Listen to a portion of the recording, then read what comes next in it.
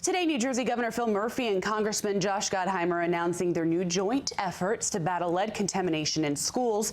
They're at right now Hoover Elementary School in Bergenfield. So let's go ahead and listen in. Educators are getting into the daily routine. Our administration is here to support them every step of the way to ensure that they have a safe and successful school year.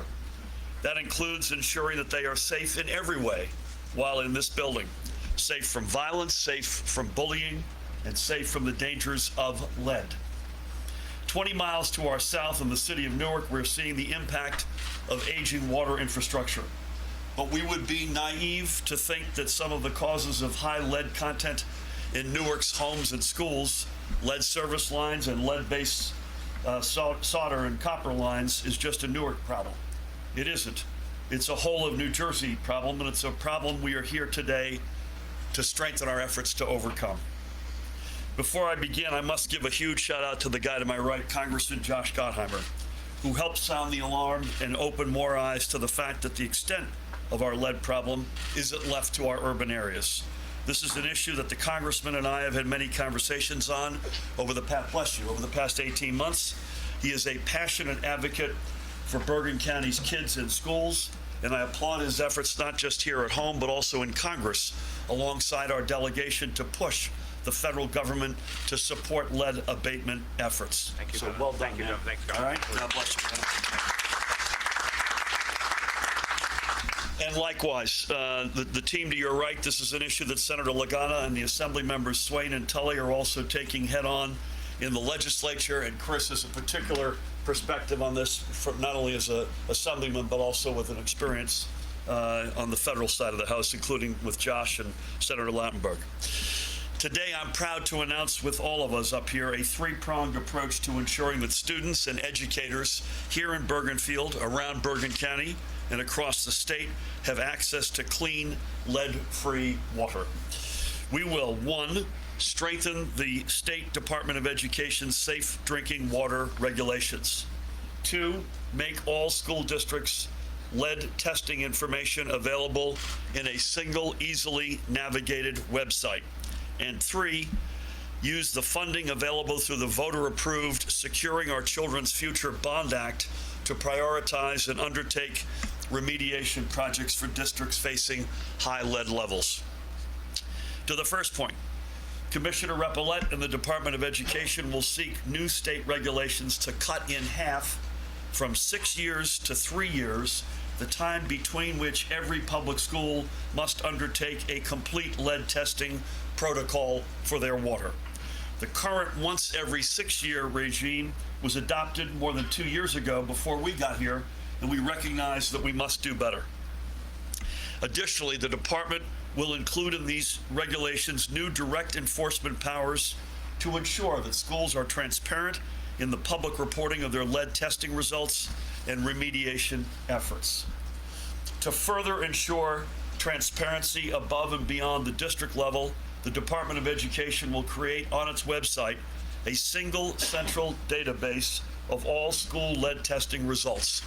In addition, this database will note when districts file their required annual statements of assurance that they are in compliance with all applicable regulations, or when they fail to do so. This means that residents and educators will no longer have to dig through their school's website for information, and that policymakers and others won't have to navigate a laundry list of websites to get information across districts. Finally, for districts which we know already have experienced higher levels of lead in their water, our administration will turn to the $100 million in state funding secured specifically for school water infrastructure improvements through the aforementioned Securing Our Children's Future Bond Act, which the voters of New Jersey approved last November. And our teams across many agencies have been working feverishly to get ready and prepare to go to launch that. Together with Commissioners McCabe and Repillette and their respective teams, we will prioritize lead remediation projects based on the results of the initial round of required statewide testing from 2016 and 2017. This will allow us to get these projects done more quickly so students and faculty can rest more easily about the safety of the water in their schools. And in doing so, we will allow the departments to then put their focus on remediation needs elsewhere as further testing results guide them. As I said, lead contamination is not a Newark problem or an urban problem. It's not just a Bergen County problem. Freeholder Tom Sullivan is with us and can attest to that. It's not a short-term problem. It's a problem that has been building over decades in communities up and down our state and indeed across the country. It's a challenge that we must take on together at all levels of government and not just when we are forced to act. And that's what we are doing today. And in doing so, we will make New Jersey a model for the nation on how to approach this long overlooked problem and ensure a better future for our state, especially for our most precious assets, our kids. It is now my pleasure and honor to introduce a friend and a champion for our communities. Please help me welcome Congressman Josh Gottheimer. Thank you.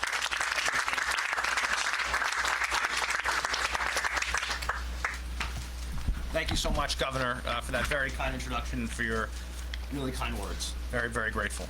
And we are really lucky to have a room full of such esteemed leaders from our community, and so obviously our incredible team to our right with Assemblywoman Swain, Mr. Lagana. Joe's been an incredible leader and friend, and Chris Tully, who's also just done such an excellent job on these issues and so many others. We're also very lucky to have in the room here our council president, our council members, our other Dr. Tully, our excellent freeholder, does a great job, our mayor, and I hope I didn't miss anybody else, but if I did, Chris Tully gave me the list. So I don't do that. okay, it's an old trick. It's an old trick. Yeah. By the way, it's in crayon. By the way, it's incorrect. I do want to thank Governor Murphy again for his excellent leadership and for being in our community this morning as we sound the alarm on this threat to the health and safety of our families and children, dangerously elevated lead levels in our drinking water. We are here this morning because every child deserves to drink water that's free of lead, and every parent deserves to know if their child's school has lead in their pipes, sinks, or water fountains. I'm grateful that we're here to announce steps to do just that. And the governor, I think, has the announcements he made today are incredibly important and are going to have a real impact to help our children and our families. Giving parents and communities easy to access and up-to-date information on their child's school water so they can make the right decisions. It's a level of transparency many of us have been calling on for years now. But that's not happening across the board in New Jersey right now, unfortunately, including in many of our schools right here in northern New Jersey. In many schools, despite what's required by state law, it's hard to figure out if they've tested water for lead. Or if they have, if there is a problem, it's unclear to parents if they've actually addressed it. And that's why we're here today, and why the governor took those important steps today, to give parents more information. It's just common sense. This weekend, my office issued a report that checked every school district in the counties I represent to see if parents could find basic information required by law. Has their school tested for lead in the water, and what was the result? Again, basic transparency, putting that information out there. We did our best to find the information just like a parent would. We searched and searched and searched. And by the way, maybe it's there, but it's really hard to find. And that's exactly the opposite of what a parent needs. Here's what we did learn. Of 85 school districts here in northern New Jersey, a significant number have not reported their lead testing results in an easy-to-find way on their websites. More than half of our school districts indicated at least one outlet within their system that had a problem with lead in their water. Now, many, if not all, I'm sure, have addressed any issues they posted about. But that's unclear if they have. And I'll tell you, as a parent, I want to be able to just go someplace, look it up quickly, and find an answer. Is there a problem in my school or not a problem in my kid's school? It's anything else is unacceptable. Why is this so important? As the governor and others have talked about, exposure to lead can have a severe impact on our children, stunting development, causing learning disabilities, hearing loss, seizures, and irreversible harm to brain development, the nervous system, and vital organs. Many of our schools are older, so their pipes, sinks, and water fountains predate that transition to lead-free pipes. Right? From our tunnels to our bridges to our roads, we all have discussed our need for massive updating and improvement of our infrastructure, and our pipes are no exception to that. You just can't close your eyes and hope it will go away. It's why we're working so hard, whether on the Gateway Project or others, federally, to make sure we get investment in infrastructure. It's so important. So to me, there are just 5 quick steps we can take to give parents, teachers, and communities the information they deserve about lead levels in their schools, so they're well informed and can take those necessary measures. First, if school districts have not already done so, it's critical that they conduct lead tests in their schools as soon as possible. And I'm with the governor, right? We should shorten how often we have to conduct these tests. It shouldn't be every 6 years. I agree, it should be shortened.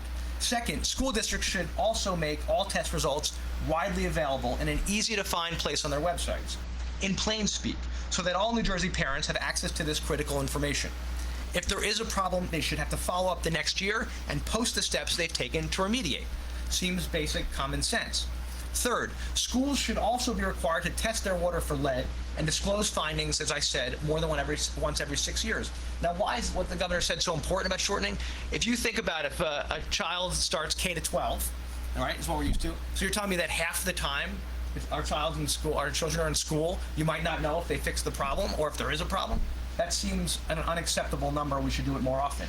Fourth, New Jersey and all states should create easy-to-access central database that schools report into every year with lead water results for parents. I'm thrilled the governor announced that we're going to be doing this today. I think it's really, really important that we have a central portal where you can just go to as a parent, look up your school, see if the information's there, and make a decision. And every community, of course, should make their own decisions on how to handle it, but they should have the information. Finally, the state of New Jersey must strictly enforce a law that's already on the books. And I'm glad the governor is announcing steps today to do that.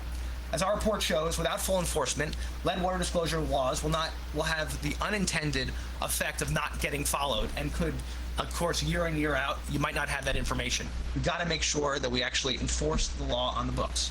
The bottom line, our goal is 100% compliance from our school districts of this state law, and 100% enforcement from the state to make sure that parents have the information they need about their kids' safety.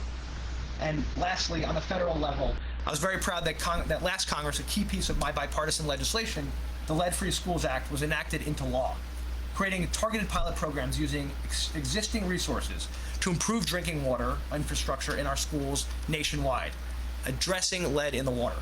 Right now, I'm working on new federal legislation to claw back the resources to New Jersey to help fix the pipes from all the moocher states so that we can actually identify and replace those lead pipes here and promote transparency by making the results accessible to families online. Right? We pay far too much in taxes. Those dollars should be coming back here to fix our infrastructure. And by the way, Senator Booker took a very important step to that end, legislation that was signed into law on Friday, and I know it was led New Jersey and the governor and others worked very hard to help pass this too, which will help replace lead-coated pipes in our schools and homes. A very, very important measure. This bipartisan legislation can help everyone, and it's one of those things we can work together on to solve a clear problem.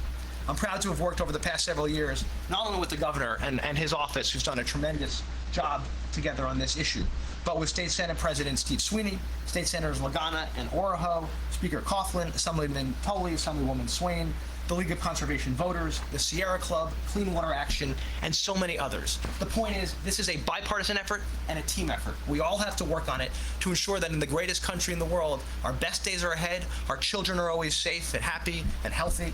That's our responsibility. God bless you, and may God continue to bless the United States of America. Well done, man.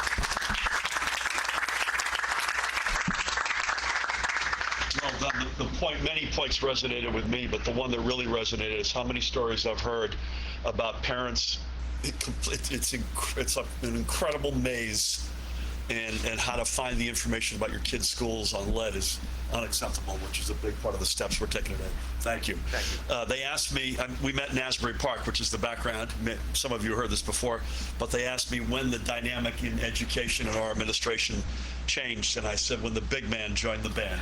Please help me welcome Commissioner Dr. Lamont Repellet.